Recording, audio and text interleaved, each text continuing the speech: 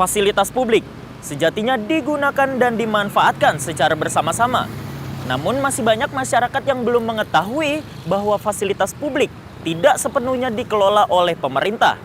Semua prasarana, sarana, dan utilitas umum atau PSU memiliki tuannya sendiri. Bisa pemerintah kota, provinsi, nasional, bahkan bisa juga mereka para pengembang swasta.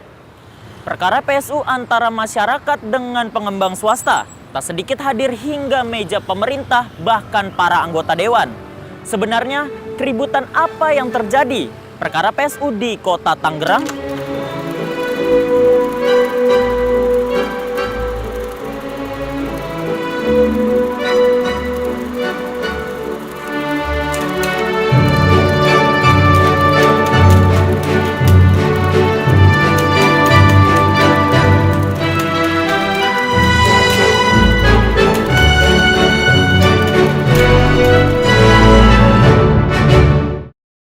Sebelum mencari penjelasan terkait PSU oleh pemerintah Kota Tangerang, ada baiknya kita melihat langsung persoalan di lapangan. Seperti apa keributan PSU yang terjadi oleh masyarakat. Saat ini saya sudah bersama Bapak Siregar, warga RW 6 Kelurahan Pondok Pucung. Halo Pak, apa kabar? Alhamdulillah sehat. Alhamdulillah Pak ya. Pak, bisa langsung dijelaskan Pak, sebenarnya keluhan-keluhan apa Pak yang dirasakan warga RW 06 ini terkait PSU Pak? Mengenai PSU di Komplek Bangun Reksa Indah 2, RW 6 Kelurahan Pondok Pucung ini adalah kita sudah 30 tahun tinggal di sini, belum ada penjelasan ataupun penetapan mengenai PSU, mana yang untuk pendidikan, mana yang untuk sarana ibadah, maupun untuk pasar, maupun sarana olahraga. Sehingga kita tidak bisa memanfaatkan pasos-pasum yang dijanjikan oleh developer itu kepada kita waktu kita membeli rumah di sini. Gitu. Oke. Pak, bisa dijelaskan Pak, kendala-kendala pengembang kenapa nih Pak nggak mau menyerahkan kepada pemerintah Pak terkait PSU-nya Pak? Kalau mengenai kendala kenapa pengembang tidak mau menyerahkan kepada pemerintah, kita tidak tahu pasti apa alasannya ya. Tapi kita dari warga sudah menghubungi para pengembang itu dan sudah menyurati para pengembang itu karena itu hak kita masyarakat ya, supaya mempergunakan secara maksimal untuk kepentingan warga. Tapi sampai sekarang ini sudah beberapa puluh tahun tidak ada sama sekali respon daripada developer untuk menjelaskan itu kepada warga. Gitu.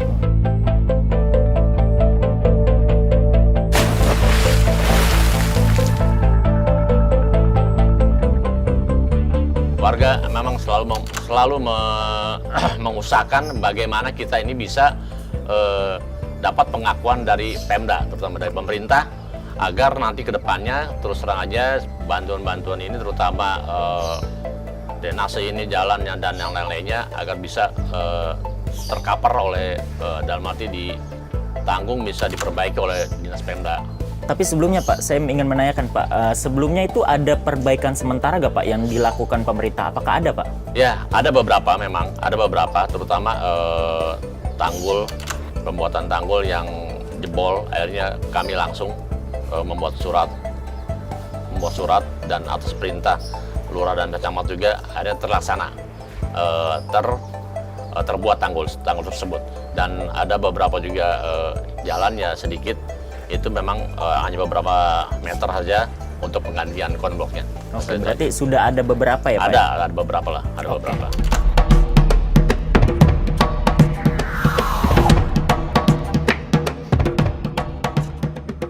Sebenarnya, persoalan apa yang terjadi pada pengembang swasta sehingga mereka sulit atau enggan memproses penyerahan PSU kepada pemerintah? Apakah pemerintah benar-benar tidak peduli akan keberadaan PSU tersebut?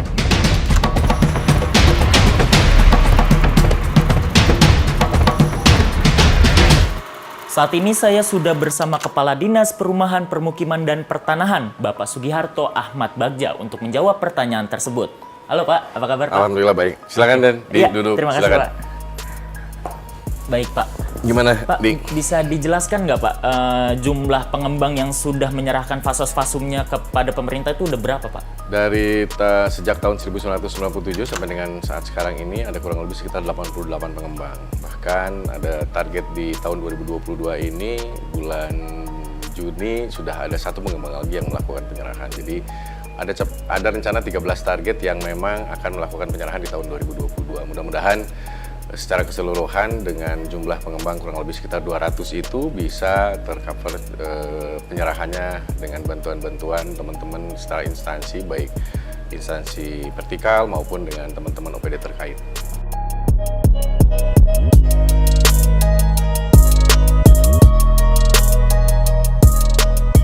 Pak, silakan Pak. Oke. Pak, bisa disebutkan nggak Pak proses penyerahan PSU itu seperti apa Pak? Ada Oke. prosesnya nggak Pak? Ya, jadi sebagaimana tadi yang sudah saya sampaikan bahwa ada dua mekanisme yang dilakukan. Kadang pertama adalah penyerahan PSU yang langsung dilaksanakan atau dilakukan oleh pengembang itu sendiri dengan kesadarannya karena itu menjadi sebuah kewajiban bagi setiap pengembang untuk menyerahkan PSU kepada kita, kepada pemerintah daerah. Tapi ada juga yang peralihan. Pengalihan ini yang memang harus dilakukan oleh kita melalui pemberitahuan informasi. Terkadang itu yang kita melakukan sinkronisasi dan konsolidasi dengan teman-teman instansi OPD terkait. Jadi kita prosesnya adalah kita memberitahukan kepada mereka, ada surat pemberitahuan agar mereka segera melakukan penyerahan fasos-fasum secara parsial. Jadi tidak mesti harus menunggu selesai dulu. Pengembang bisa melakukan penyerahan secara parsial. Dalam penyerahan PSU ada kendala nggak Pak yang dialami Pak? Banyak, itu tadi yang saya bilang. Kalau misalkan untuk penyerahan PSU dari pengembang itu kan ada dua model. Ada pengembang baik, ada pengembang nakal. Mereka menyadari sesuai dengan ketentuan peraturan perundang-undangan, karena memang ada sanksi administrasi, ada sanksi sosial. Sesuai dengan ketentuan undang-undang peraturan sarana prasarana PSU itu sendiri. Kemudian kita juga punya yang namanya Perda PSU, Perda 5 tahun 2017. Tapi bagi pengembang yang nakal, yang memang itu kategorinya dia kabur dan sebagainya, kita mencoba untuk mengingatkan, kita ngundang mereka, kita sampai mengundang 3 kali, mengingatkan, kita juga bahkan juga kita mendatangi lokasi tersebut, dan itu yang memang agak sulit bagi kita untuk melakukan penarikan sepihak, karena memang pengembangnya ada, tapi dia itu nakal. Tapi untuk penarikan sepihak itu yang kita lakukan, dan saat ini juga kita sudah munculkan di dalam revisi Perda baru itu, kita nanti secara substansi akan masuk di dalam perwal-perwal yang akan kita bentuk dalam orientasi untuk skema dalam perwal itu sendiri, bagaimana caranya untuk melakukan penarikan sepihak. Oke, Pak. Kita tahu tadi Bapak sebutkan banyaknya pengembang yang kabur atau nakal, Pak. Nah, kira-kira ada solusinya nggak Pak dari ini, Pak? Okay. Mungkin kan katanya dengar-dengar infonya Perkim ini mau mengadakan raperda, Pak. Ya. Perubahan raperda. Betul. Jadi perubahan raperda itu sekarang sedang berjalan dan masih dalam tahap pembahasan di DPRD, dan target perda itu bisa terselesaikan tahun ini. Jadi selain itu juga kebetulan MCP KPK juga terkait masalah substansi yang berhubungan dengan PSU mengingatkan, dan mereka menyampaikan pemerintah daerah tidak mesti harus berdiam diri, tapi bisa melakukan sinkronisasi dan konsolidasi dengan KPK itu sendiri, dengan APH, Kejaksaan,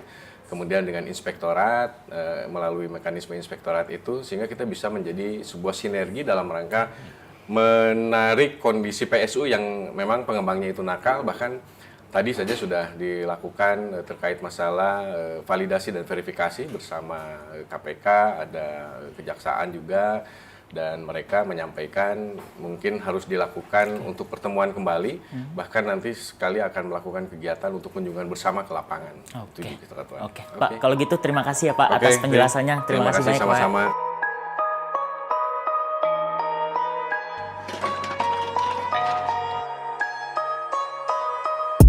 Dengan carut-marutnya pelimpahan PSU dari para pengembang ke pemerintah, atas aturan yang ada, lagi-lagi pemerintah tidak bisa berbuat banyak.